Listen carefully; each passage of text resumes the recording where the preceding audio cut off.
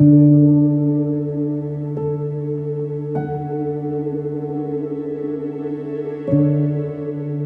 amount of time that our species has had to evolve to the stage at which we've reached now is Homo sapien. This is a blink of an eye in time compared to the amount of time that these other civilizations have had to evolve. When revealed to our people, we're going to see that we have these same capacities as well. And this would hopefully accelerate the process by means of which we as a species are assisting in our own evolution of our consciousness. It will rise above and transcend these motives to fight with each other over allegedly limited and rare resources on our planet.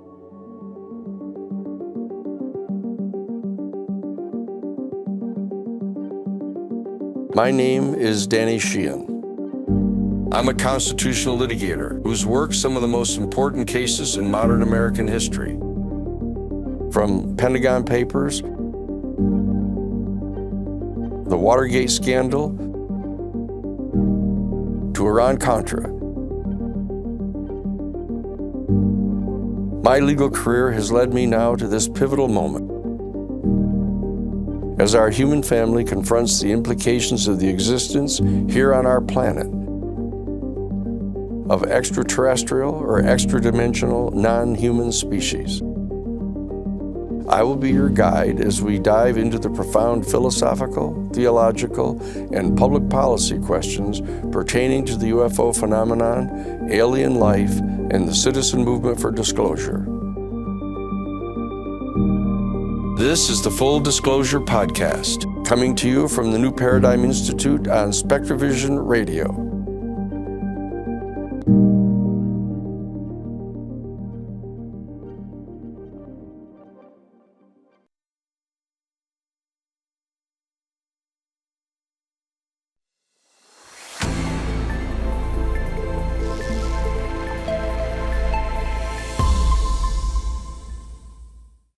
This, of course, is the 6th week of the war being mounted against Iran by Donald Trump without any support of the United States Congress as of now. Trump has just threatened to bomb all of Iran back into the Stone Age, quote, where they belong, and to eliminate the entire Persian civilization. He had threatened to do this on Tuesday, April 7th at 8 p.m. Eastern Time.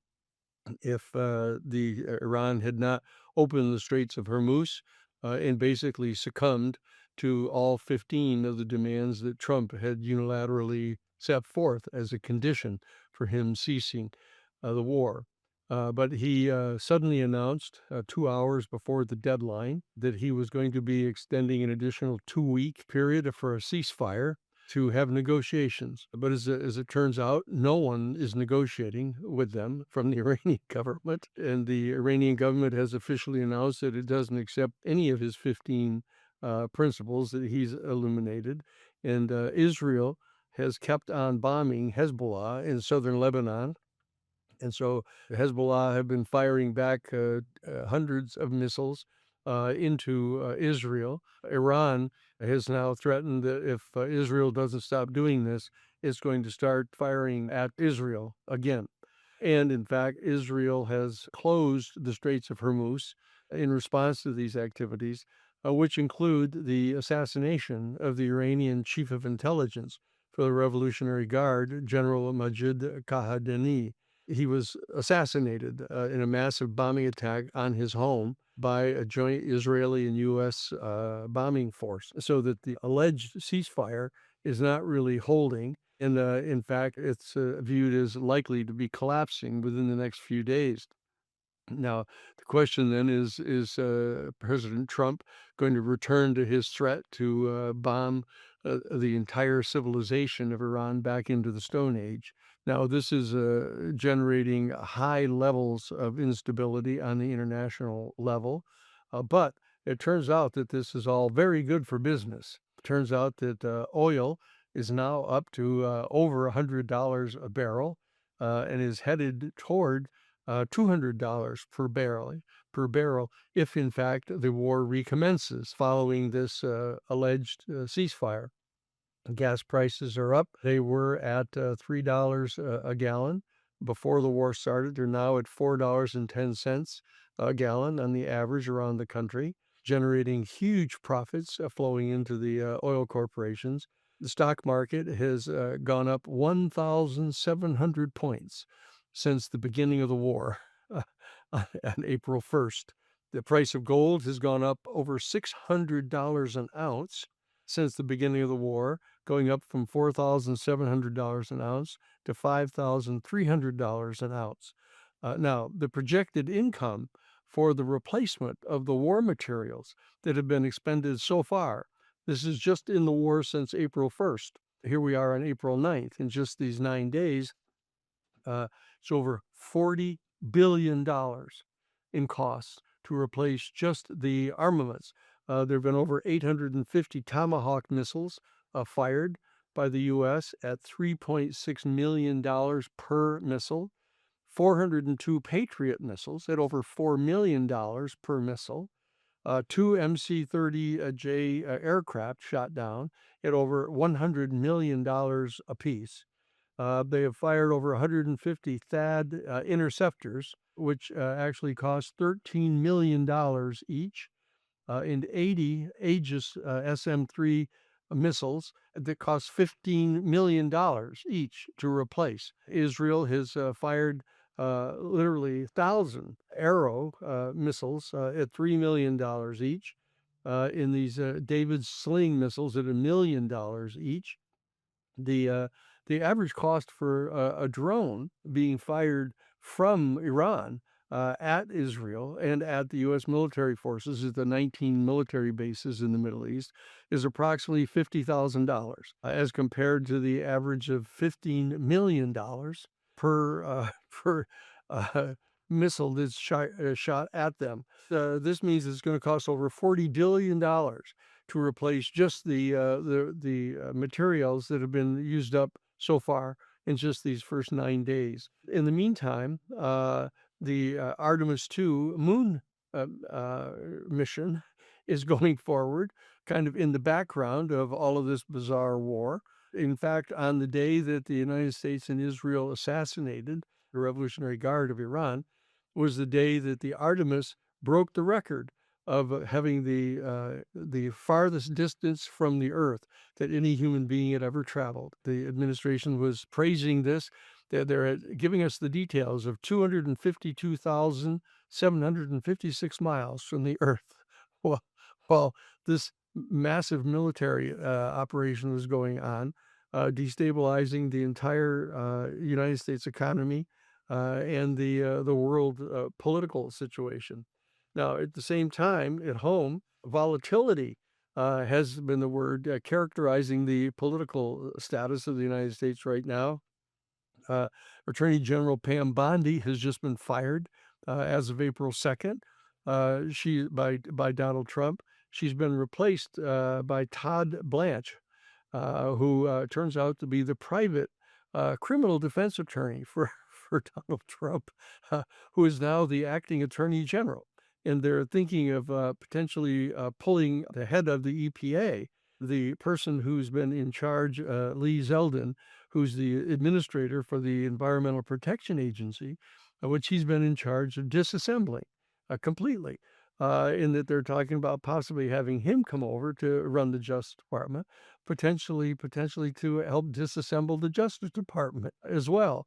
Now, this is also in the context of over a dozen of the major chiefs of staff of the United States military services all being fired by Donald Trump. He's fired the U.S. Joint Chiefs of Staff General Charles C.Q. Brown. He has fired the Deputy Chief of Staff for the United States Joint Chiefs of Staff. And he's also now fired the Chief of Naval Operations, Lisa Franchetti. He has fired the Chief of Staff of the United States Army, Randy George. He's fired the Air Force General Jeff Krause, who is the head of the DIA, Defense Intelligence Agency. He has fired over a dozen. He's now fired the commanding generals for the Army, the Navy, and the Air Force. And he's fired the admiral who is the head of the United States Naval Academy. All of this has been done by Donald Trump here in just in the first year that he's now been back on the job as president of the United States. And so there's a total destabilization of the high command of the United States military forces. While this massive war has been initiated by Trump, these major military ventures like going into Venezuela and bombing and destroying all of their air defenses and radar systems. Uh, and now he's talking about laying a complete blockade in against Cuba to cut off all of their supplies of food and oil for their heating and energy generation in Cuba. And he's once again, even in the midst of his telephone call to the 4 astronauts that were in Artemis 2, he again brought up the fact that he was considering sending military troops into Greenland. So this is an extraordinary period of instability on the domestic level and the international level. And at the same time, the United States Supreme Court has, because of the commanding three persons who've been assigned to the U.S. Supreme Court by Trump, they have ruled in the case of Rucho versus Common Cause that the political parties who control the state legislature in any one of the 50 states has a right to politically re-engineer or gerrymander and redistrict all of the congressional districts in their state. So the Republican Party has mounted a major campaign to start redistricting the districts in their states in which the Republican Party controls the state legislature, so as to control the election by eliminating the democratically dominant individual congressional districts. So this is a major destabilization. The president has commanded the Justice Department to take aggressive steps to try to limit the voting rights of people.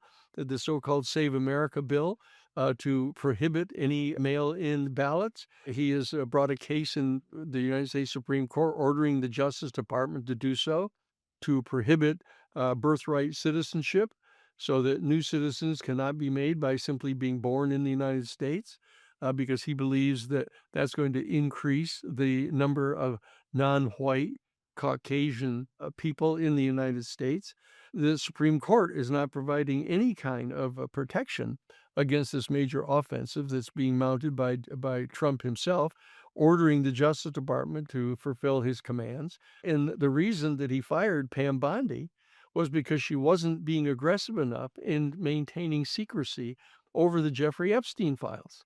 And so he's appointed his own personal criminal defense attorney, this guy Todd Blanche, to take over the Justice Department, to control the release of any of these secrets. Now, this follows his March 5th firing of the secretary in charge of the Department of Homeland Security, Kristi Noem. So that there's now all kinds of concern going on inside the cabinet that Trump is going to start on his rampage of firing members of his cabinet who don't express adequate personal servileness to him and his completely subjective demands. The Justice Department and other departments follow his individual commands. Okay. In the meantime, the massive heat wave continues here in the United States, with major discussions going on about the impact of global climate change, as Donald Trump is continuing this week to order the disassembly of projects, many of which have had multiple millions of dollars spent in starting to build sources of alternative energy. And he's ordering them to spend millions of dollars more to disassemble those partially completed projects. And of course, there's the continuing discussion going on in virtually all circles here inside the United States of the increasing indicia of an authoritarian regime being established by Donald Trump. Now, while all this is going on, we have going on here in the field of the UFO news, Anna Paulina Luna, who is the chairperson of the task force on the declassification of government secrets within the House Oversight Committee. She has sent a letter now to addressed to the Secretary of War, accepting Donald Trump's redesignation of the Secretary of the Department of Defense as being the Department of War now, has sent a letter to Pete Hegseth demanding that he release to the public 46 videos of UFOs that have been shown to members of Congress in the House Intelligence Committee and Senate Intelligence Committee, insisting that this be shown to the American people. Hegseth has not responded yet, except to remember that Hegseth said that he has yet to receive any command from Donald Trump personally to direct him to start gathering together any of the photos or any of the other documents that the United States Defense Department has in its possession that reveal the existence of the UFOs. He still has not made any move whatsoever to do this. And so her letter to him demanding that he do this is very unlikely to meet with any kind of success on his part because he has not received a direct order from Donald Trump to do it. So that what you have is this concept of the unitary executive settling in all through the executive branch of the United States government now, where any one of the secretaries of the 15 major departments that make up the cabinet and the 8 major agencies that Donald Trump has basically replaced the heads of all of them with his minions, who are in fact not doing anything other than what he tells them to do with that whole department.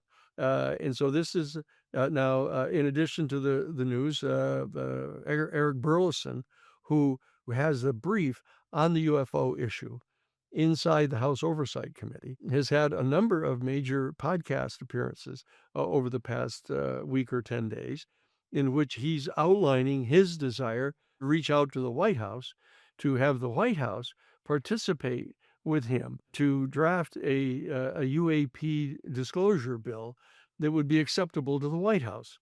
So he's responding to the February 19th statement by President Trump. President Trump is intending to issue an executive order to the members of the Defense Department and the other pertinent agencies that are in possession of this UFO and ET information. But as I point out, he hasn't done it yet. He hasn't issued any such order, and none of them are responding to general statements he's made to the public. And since they've not received any order to do this, they're not doing anything about it. And so that Burleson is now, becoming involved in the Washington culture of believing that what he's really got to do is seek the cooperation of the White House, specifically Donald Trump, to agree to help draft a bill on the part of Congress to oversee the process of public disclosure of this information, which is very unlikely to meet with any success. But at the same time, there is a bill that has been presented to the House of Representatives, a 58-page bill, which is framing a mechanism by means of which the Congress itself can take over the process of declassifying this UFO information and demanding that it be turned over to the Congress and taking punitive steps against the head of any one of the agencies that doesn't obey the direct command coming from Congress, to override the fact that there is no order being issued by the president to collect together these documents and turn them over to the National Archives, as has been commanded by Congress already. So there have been requests now coming from Anna Paulina Luna to the chairman of the House Oversight Committee, James Comer, asking him to start considering issuing subpoenas. She's already asked that a subpoena be issued to Sean Kirkpatrick, the former head of the AARO office, the All Domain Anomalous Resolution Office. But that has not been issued by Comer, who's a member of the Republican Party, and is also waiting to get commands from the White House on this. So that's the situation that we're in.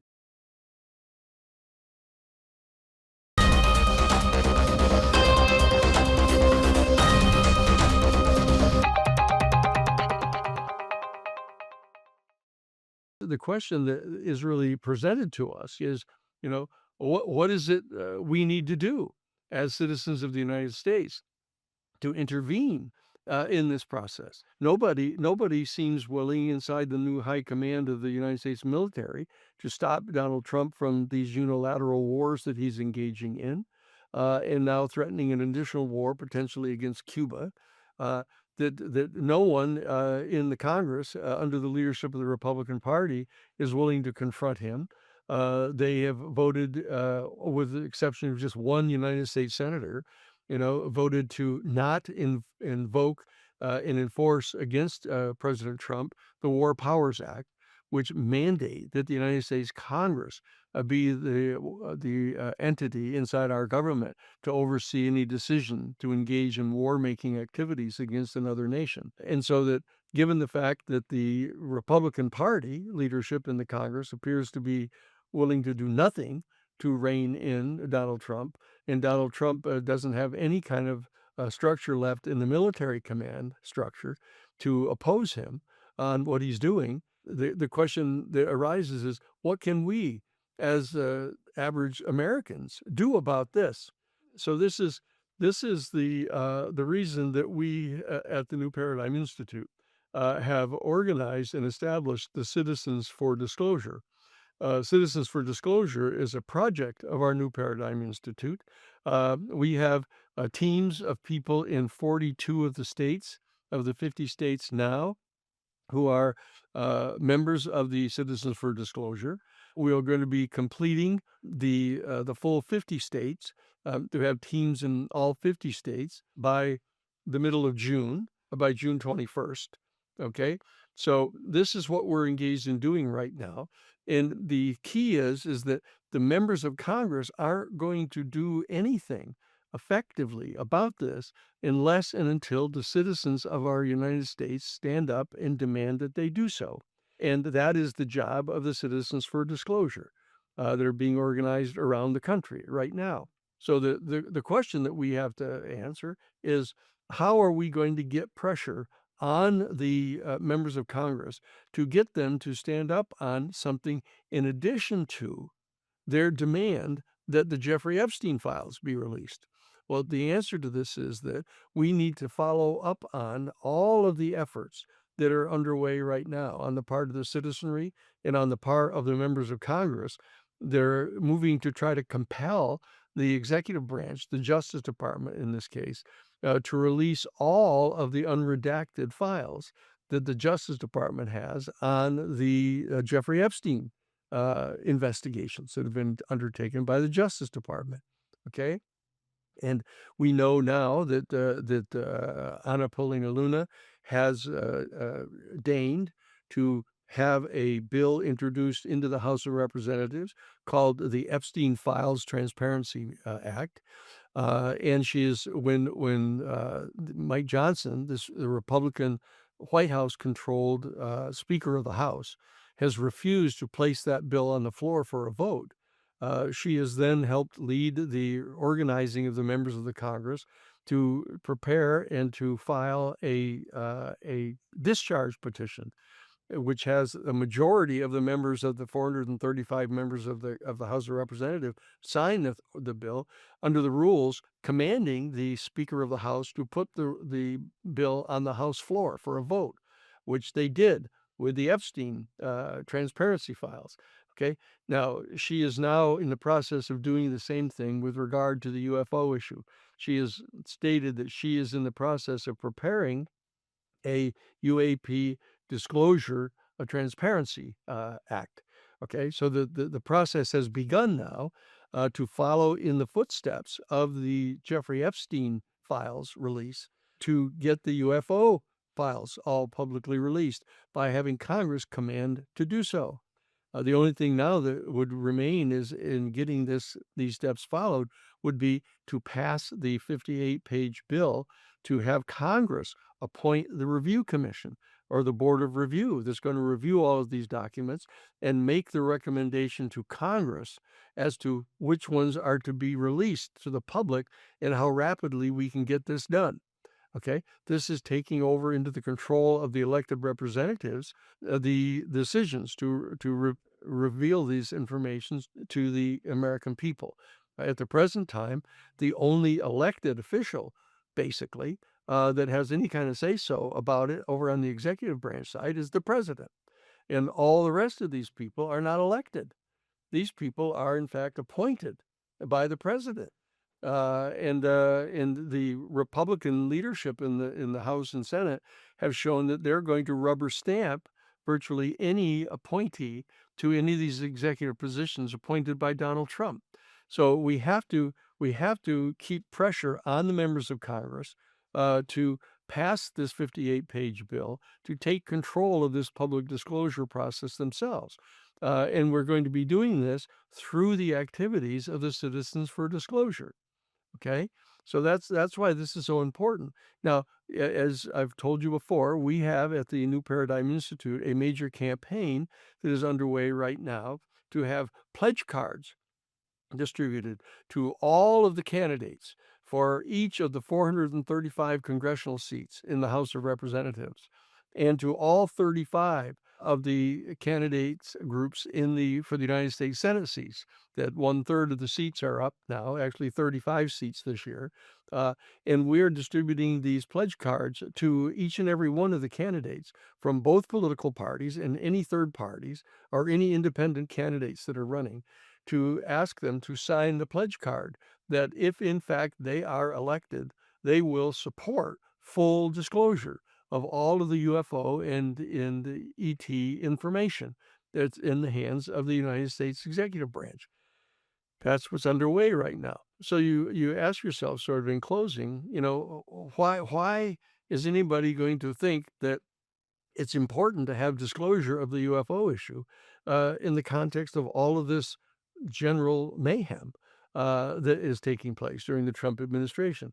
The answer to that is this: that if in fact the information is revealed to the public, which is in the hands of our executive branch now, our American people are going to suddenly realize that these wars that are being initiated by Donald Trump or by any other president of the United States, or even by Putin, or by people in Iran or North Korea or any of the places that are initiating these wars of one part of our human family against another, are completely ludicrous in the face of the existence of an extraterrestrial civilization that surrounds us.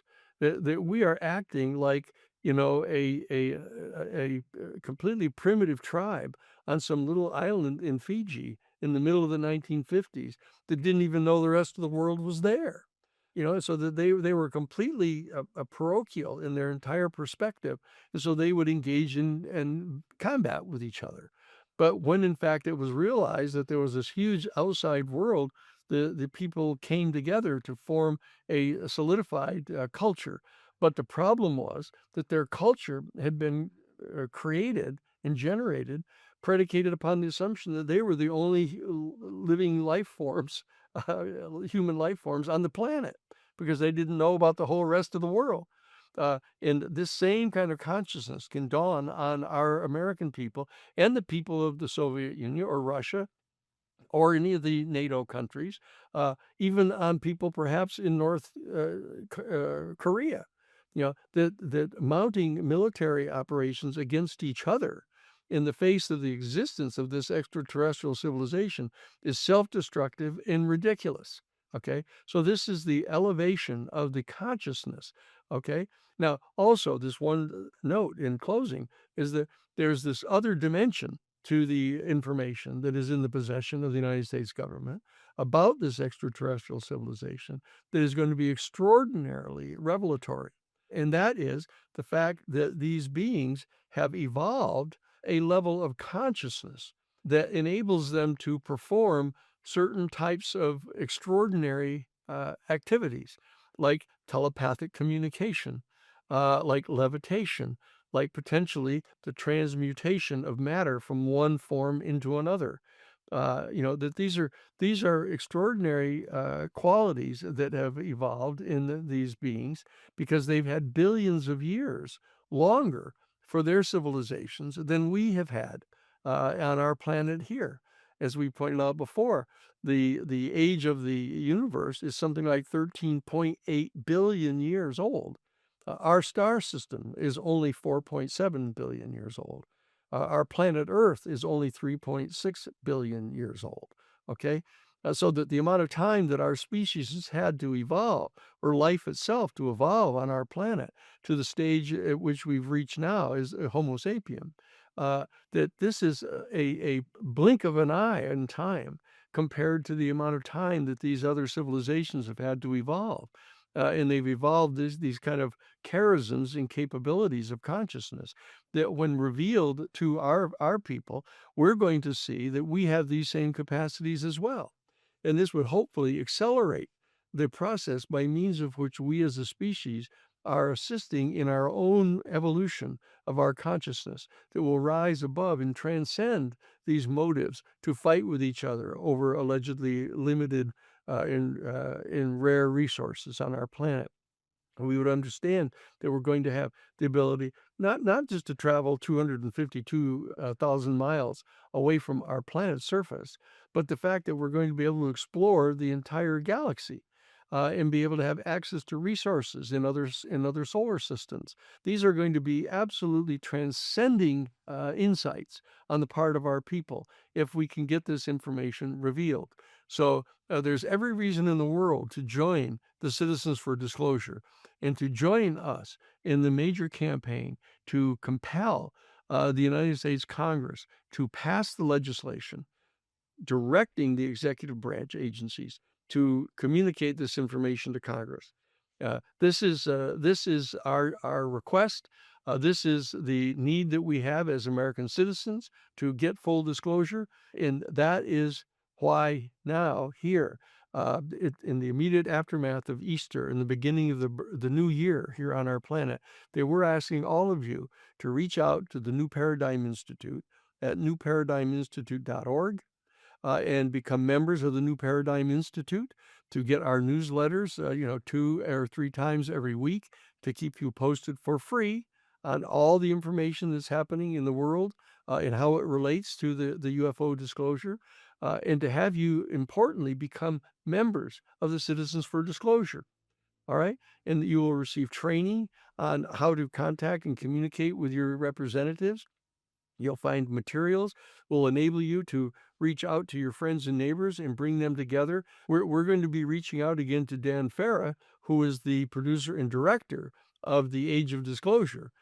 He had said to us in our direct conversations with him that once he had recouped the basic out-of-pocket costs that he had expended in producing and directing this 90-minute documentary film, The Age of Disclosure, that he would be open to potentially allowing us once again, as Citizens for Disclosure, to convene groups of citizens around your community and show free the 90-minute documentary of these 34 high-level, top-secret people deeply involved in the UFO program in the United States, which is going to convince 90% of the people that see it that UFOs are real, that our United States government is in possession of a number of these UFO craft, that we are secretly engaged in attempting to reverse engineer these craft for the purposes of making delivery platforms for nuclear weapons, rather than seizing the opportunity to reach out and establish communication with these extraterrestrial beings and learn from them what the issues are that they have resolved in their own systems. This is Dan Sheehan. I'm the president and general counsel for the New Paradigm Institute. Contact us and join Citizens for Disclosure. To join the citizen movement for disclosure, visit newparadigminstitute.org/take action.